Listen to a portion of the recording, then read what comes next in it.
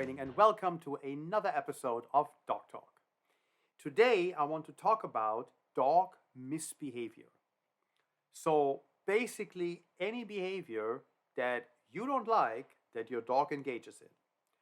And every dog owner has things that they see with their dog that they'd rather have them not do. Huh? So they say the dog can't do this, the dog can't do that. I don't like this, I don't like that. It's got to stop. We got to hire a trainer.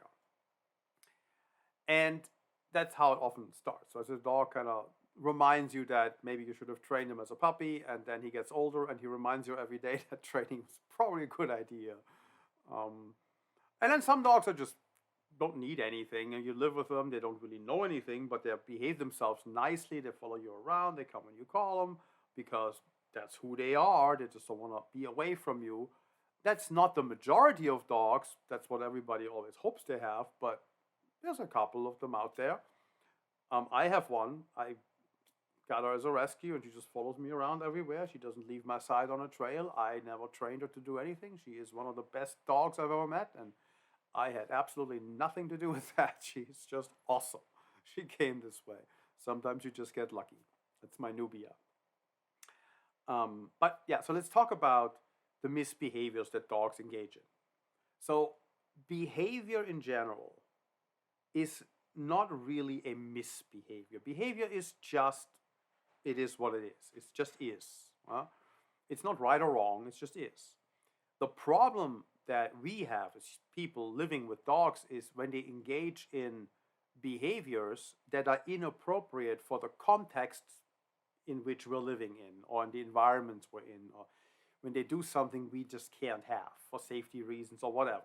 So let's just, for example, a dog, say you have a border collie with a low fence, he jumps over the fence, he chases kids on skateboards and nips their ankles. Let's just say.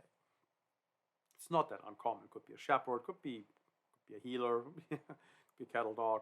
But let's say that's your problem. What you're looking at is pretty straightforward, right? The dog is engaging in a herding behavior. He's nipping the kids in the ankles, he's trying to round them up.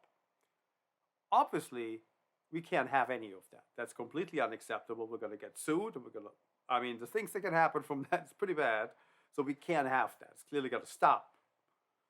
But in terms of what the behavior is, it's not a misbehavior per se. It's just a behavior that is completely natural and normal, expressed in a completely unacceptable context.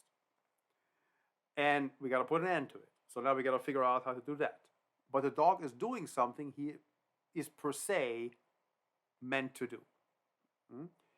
And all the different breeds that we have created have different attributes. I mentioned specifically a border collie or a healer or shepherd or herding breed because those are herding dogs, and herding dogs herd. And herding includes rounding things up and nipping them in the ankles and bringing them together. That is what herding is. If you ever seen a sheep herding competition with some border collies in Scotland or so, the videos on YouTube, it's phenomenal. It's just really incredible what these dogs do. It's a wonderful thing to watch. If you haven't seen it, you should do. You should go and look. But we can't have that in the neighborhood with the kids on skateboards. So the behavior is expressed in the wrong context. And this is often with other behaviors as well. So it doesn't really matter what the behavior is. There's usually a context in which it's okay. If my dog bites visitors I invite into the home, that's a problem. If he bites an intruder that breaks in at night, that's just fine with me. So it really depends on when it's happening, in what context it's happening in, and then understanding of what we can and cannot allow. Also in this context of this. So that's the first part. The second thing is that dogs are predatory, apex predators. They're predatory animals. And all predators enjoy predatory activities. Predatory activities are searching, we're going to find the prey, stalking, going to sneak up to it, chasing, we're going to catch it, fighting, have to overpower it because it's going to fight back. There are no suicide rabbits jumping down the throat, right? So you got to fight back. And then once you kill it, you can carry it around and celebrate that you did that, and you can eat it and consume. So searching, stalking, chasing, fighting, celebration, consumption are the aspects of the predatory hunting sequence. These are the things that dogs innately love doing. They are born loving doing these things. They're not good at them. They have no like relevant skill sets when they're born as puppies, but they have a driven, innate genetic desire to engage in these. And depending on if you have a purebred dog, some will be more pronounced than others. So let's say a pointer, they're expert stalkers, like this freezing that you see with pointers when they stand there and they stare at the birds. That's a stalking behavior. They just stalk like nobody else. Right? A bloodhound won't take its nose off the ground. They're like searching is their world. Most dogs enjoy chasing. But these are the things that are genetically meant to do. They're dogs. And we don't live in an environment, most of us don't, I mean, some do, but most people don't live in a way where hunting is part of the lifestyle. There's very, very few people go hunting these days. And when you live with your dog in your urban environment or just even your rural environment and you don't hunt, the dog basically has no outlet for the things that they actually care about and would love to do. Right? When they're born, they want to do these. So they do these things in their litter with their litter mates, and they practice. And they basically practice taking down game when they're playing with their litter mates, and they pull on the leg on the other puppy, it falls over, and the puppy squeals and they let go. They're like, oh, well, didn't mean to hurt you, but look at that, pull on the leg, falls over. Good to know. Check. So I learned something there about hunting. Right? So when they go after the rabbit, then pull them on the leg. So it's an innate desire built into these creatures that we love so much, and they want to do this. But living with us, they don't get to. So then you end up with dogs in many homes that live in homes and yards, and they go on a walk around the block if they're lucky. Maybe somebody throws a ball here and there, and that's it. Right? This is how we like to live. This is not how dogs like to live. Dogs like doing things. So they'd like to actually go and do these predatory activities. And not every dog's the same. They don't all like them all equally. Every dog's different. And the breed a dog is of can inform of what that most likely would be, right? So with let's say we have a bully breed, we have a pit bull. I would be surprised if the pit bull did not want to do the fighting part, which is usually tug of war if we translate it into a game. So like tug of war over a toy. Most bully breeds love this, right? With shepherds, a lot of them love it, but there will be, I don't know, 10-20% of shepherds I met didn't like doing that. And I met them when they were older, so maybe it was just something that wasn't developed. They would have loved it when they were younger, but they still enjoyed other aspects of the predatory hunting sequence. So they like these things, but they have no outlet because of the way we live with them. So what does that lead to? It leads to genetic frustration. It leads to a lack of full biological fulfillment. And if we're trying to put this in a human example that may make sense. So let's say you have a passion. Whatever the passion is, maybe it's cooking, maybe it's hiking, maybe it's running, maybe it's swimming, maybe it's skateboarding, maybe it's whatever. It's playing the piano, playing an instrument, right? Playing the drums. Whatever it is you like doing, you're passionate about it, you love doing it, you do it almost every day, it makes you whole, it makes you feel good. You do it after work, maybe you go running. When I had a corporate job, I used to work in the corporate world for a long time, and I would go rollerblading in the evening, clear my head. It's a wonderful outlet. So it was something I was very passionate about at the time. It fit my lifestyle very well. And so when you have something like that, that you really love doing, but you have no ability to do it, you become quite antsy. You become quite unpleasant. So let's say you're an avid runner and you have an accident and you break your leg and it's not permanent. It's all going to heal. You're going to be fine. But for a month or two, you're not going to be running anywhere. But for the next, maybe it takes you 3 months before you can actually start fully up again. Depends on how fast it heals and what kind of break it was. But during this time, you're going to be very frustrated. You're going to be like, you're going to be unpleasant. Well, you're going to be like less fun to talk to because something's missing from your life. There's an important component that was temporarily removed. Now imagine you end up permanently in a wheelchair. The frustration that comes from that, if you are very active, is a whole mental side of a disability you have to learn to deal with. You have to figure out how to do that, because otherwise you're going to be miserable forever. So when we can't do the things that make us whole, that we love doing, we become unpleasant. We become frustrated. We become antsy. We become on the edge. We're less pleasant to be around. Blow up at people. Well, so that is no different with dogs. Just how they express that is different. When the dogs are not allowed or not able to have an outlet for their genetic desires and what they're truly about, if we don't give them something along those lines, they'll find something that they consider good enough. And sometimes that will make sense as a replacement activity. We can see that's a surrogate activity they picked up, makes sense based on the breed, based on what we know about them. And sometimes it makes no sense, but it's the same problem. Right? So let's go back to the border collie that jumps over fences and nips ankles of kids on skateboards. If that dog doesn't have a fulfilling life, you know what he's doing. He's found a way, found an outlet for what he's about, which is hurting. Pretty straightforward.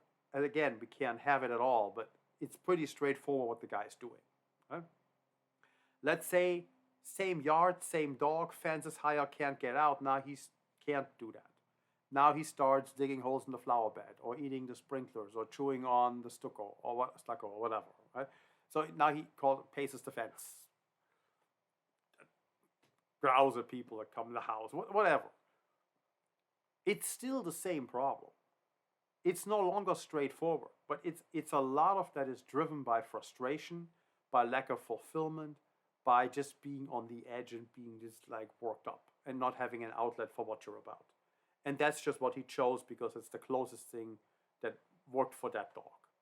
Now it kind of like gives him something. It's not ideal, but it's like better than nothing. So they picked something that we can't have, but they need as an outlet.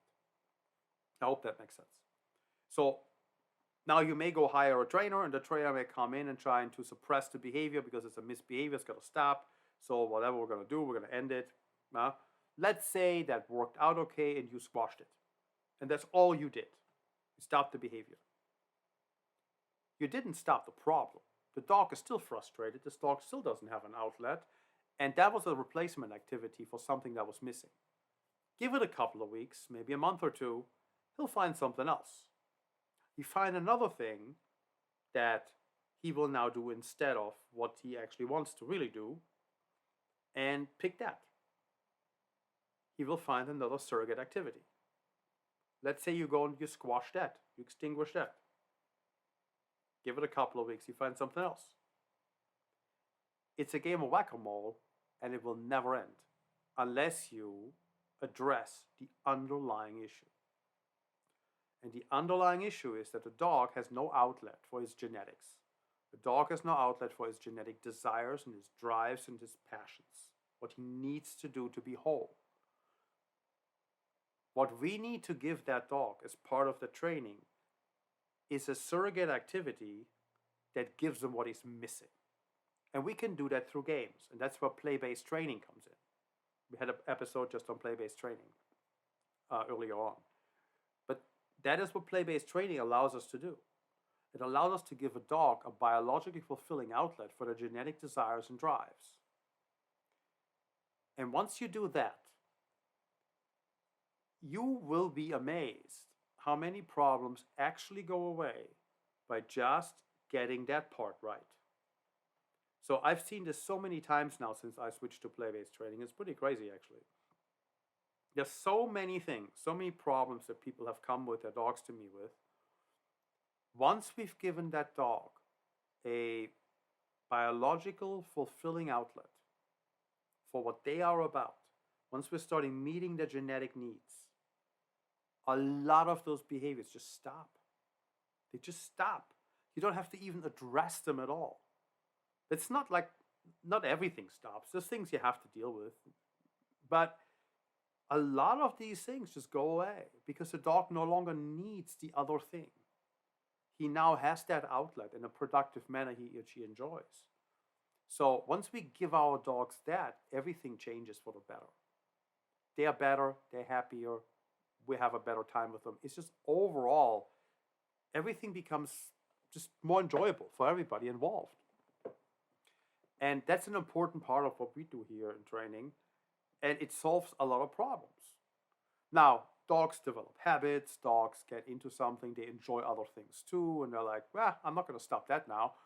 But then, if I now have to deal with a behavior I still need to end, I no longer deal with the genetic frustration. I'm no longer playing a game of whack-a-mole.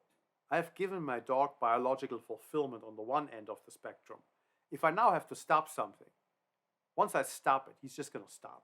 He's not going to look for something else because there's no frustration left that would drive him looking. He just realized, oh, okay, I can't do that anymore. I'll stop that. It's fine. I'm happy. I got what I need. I don't need this. It was an extra. It was a bonus. It was the cherry on top. I got the cream and the ice cream. So I got my fulfillment. I don't need this part. So fulfilling your dog's needs addresses a lot of the behaviors we consider misbehaviors because it gives them an outlet for what they're genetically about. And if you don't do it in this way, if you just go and punish the behavior you want to get rid of, you can usually stop those behaviors if you do it right. But it becomes a game of whack-a-mole and you keep doing it. There will be something else. You keep doing it. Something else. Keep doing it. Something else. It doesn't end. And it doesn't make your dog better. It just directs the frustration in another direction. And who knows what's next? At some point, the dog becomes aggressive towards something because that's a great outlet, right? So sooner or later, when you play this game, at some point, aggression towards something you really can't have will end up on that choice board of that animal. So not all things we consider misbehaviors are that. They're just behaviors expressed in inappropriate contexts. It's one thing. Biological fulfillment for your dog addresses a lot of these issues that a lot of people have with their animals when they live with them, because it gives them an outlet and negates the need to look for surrogate activities, to find fulfillment elsewhere. We're giving them fulfillment actively, and we're doing it in interaction with us. So it becomes better all around, and the need to look for something else goes away. So it's a better approach of dealing with the misbehaviors that we need to get a handle on. And that's the training approach we take, and that's training without conflict trainers generally take. That's the training without conflict way, and that's what that really is. Training without conflict is a way of training for fulfillment and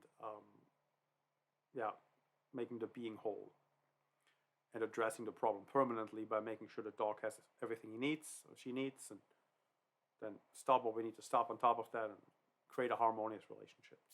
But that's the approach we're taking, and it's a very successful approach to deal with misbehaviors in general. Much better than anything else I've seen. So I recommend you take that approach as well, and think of your dog's behaviors or misbehaviors in a little bit different way, and address them in a little bit different way. A lot of things go away if you just remove the need for them versus addressing them directly. Not everything, but a lot.